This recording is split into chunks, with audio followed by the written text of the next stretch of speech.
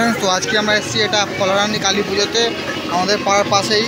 তো তোমাদের দেখাবো, চলো দেখাই তোমাদের কেমন কী হয়েছে। তো আমরা চলে এসেছি, তো আমরা যাবো এখন মণ্ডপ দেখতে, মায়ের দর্শন করতে। চলো দেখাই তোমাদের এই জায়গাটায় পুজো হচ্ছে। তো এটা হলো আমাদের প্যান্ডেল, এর মধ্যে মা আছে।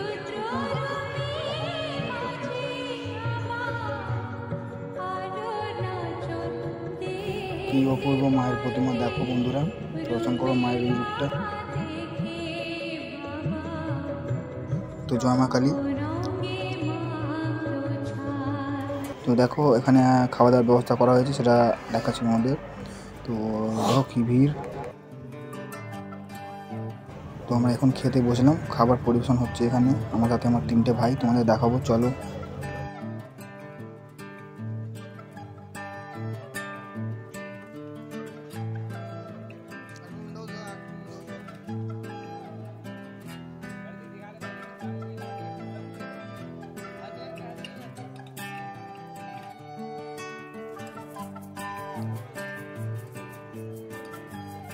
এই দেখো বন্ধুরা, আমার 3 ভাইকে দেখাবো, এই দেখতে পাচ্ছ।